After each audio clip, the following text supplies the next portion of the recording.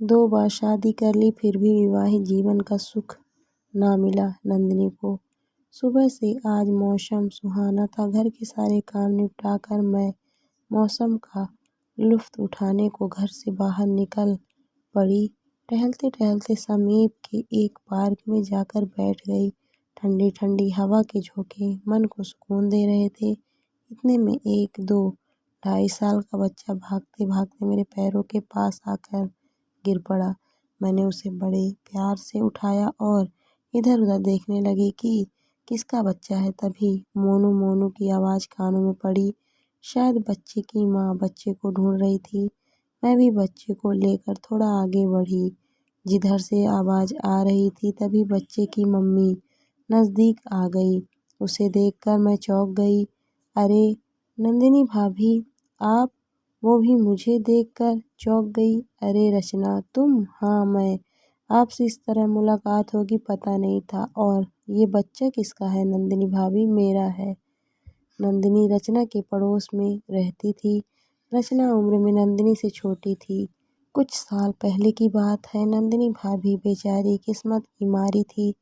इस समय नंदिनी की उम्र 55-57 के बीच की होगी। जब वो मेरे पड़ोस में रहने आई थी तब उनके पास 2 छोटे बच्चे थे। एक बेटी थी 6 साल की और एक बेटा था करीब 4 साल का। उसके पति बैंक में नौकरी करते थे। एक दिन रात को अचानक वो मेरे रचना के घर आई मदद मांगने को कि मेरे पति को अभी उल्टियाँ हुई तो उसमें थोड़ा खून निकला, प्लीज़ मेरी मदद करो, मुझे अपनी गाड़ी से डॉक्टर के पास ले चलो। फिर हम लोग उनको डॉक्टर के पास ले गए। कुछ चेकअप करने के बाद डॉक्टर ने उनको दिल्ली ले जाने की सलाह दी। कुछ दिनों बाद नंदिनी अपने भाइयों की मदद से पति को दिल्ली ले गई। वहाँ चेकअप कराने के बाद पता चला कि पति को कैंसर है। ज़्यादा दिन की लाइफ नहीं है उनकी। दिल्ली से आने के बाद हाल चाल पूछने को मैं नंदिनी भाभी के घर गई। इसी तरह धीरे धीरे आत्मीयता बढ़ती गई मेरी और नंदिनी भाभी की। तब पता चला कि ये दोनों बच्चे नंदिनी भाभी के नहीं हैं।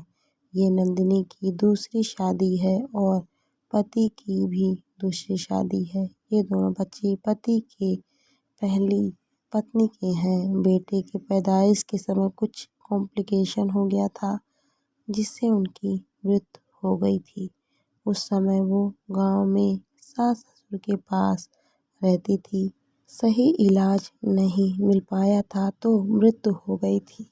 नंदिनी भाभी भी उसी गांव में रहती थी। उनकी भी शादी हो चुकी थी लेकिन किसी जमीन के विवाद में लड़ाई झगड़े में नंदिनी के पति को गोली लग गई थी जिससे उनकी भी मृत्यु हो गई थी। उस समय नंदिनी ने इंटर तक की पढ़ाई की थी। फिर बाद में उन्होंने ग्रेजुएशन किया था। इस तरह नंदिनी भाभी की शादी वर्तमान में पति प्रकाश से हो गई थी।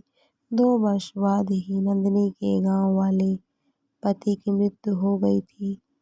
उस समय छोटी उम्र थी नंदिनी की तो प्रकाश से शादी हो गई थी। अब नंदिनी की किस्मत कहे कि हालात का मारा, कहे इन्हें भी कैंसर निकल आया। 6 महीने बाद नंदिनी के पति प्रकाश की मौत हो गई। नंदिनी ग्रेजुएट थी तो बैंक में पति की जगह नौकरी मिल गई और नंदिनी का गांव के ही पास ट्रांसफ़र हो गया।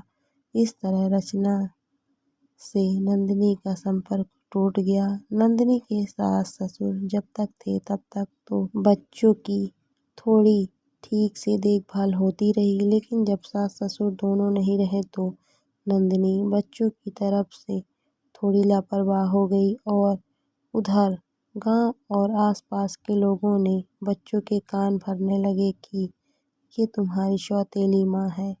बच्चे भी धीरे धीरे बड़े हो रहे थे और बच्चों को भी पता चल गया कि नंदिनी मेरी सगी माँ नहीं है तो वो भी उसकी बात ना सही सुनते थे।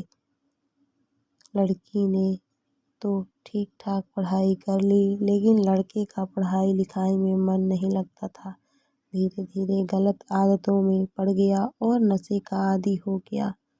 इस तरह दोनों बच्चे जवान हो चुके थे। लड़की किसी लड़के को पसंद करती थी, सो उसने उससे विवाह कर लिया और अपने घर में है। और लड़के को चूंकि गलत आदत लग गई थी तो उसे माँ की रोक टोक अच्छी नहीं लगती थी, सो एक दिन जबरदस्ती घर से निकाल दिया। किस्मत का खेल देखिए, दो बार शादी करने के बाद भी नंदिनी को वैवाहिक जीवन का सुख नहीं मिला। अब नंदिनी को अपना अकेलापन बहुत अखरता था, सो उसने किसी रिश्तेदार के बच्चे को गोद ले लिया। अब उसी के साथ हंसती बोलती है और अपना समय व्यतीत करती है। रचना ने पूछा, भाभी इतनी उम्र में इतना छोटा बच्चा गोद लिया है तो? नंदिनी भाभी बोली, तो क्या करें, बड़ा बच्चा किसका गोद लेंगे, फिर वही सगे सौतेले की बात उठेगी। छोटा रहेगा तो इसे कुछ मालूम नहीं रहेगा।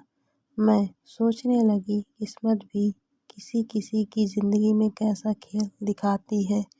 बहुत से लोग बहुत सारा दर्द अपने अंदर छुपाए रहते हैं, जब नज़दीक से किसी को जानो तभी पता चलता है। मैंने पूछा, नंदिनी भाभी अब आप कहाँ रह रही हैं? तो बोली, यहीं पास में एक कमरा किराए पर लिया है। अच्छा चलो आती रहिएगा भाभी जी घर पर, बातचीत करते रहेंगे तो आपका भी मन लगा रहेगा। हाँ रचना, इतना कहकर भाभी बच्चे को गोद में लेकर चली गई और मैं बहुत देर तक उनके ही बारे में सोचती रही।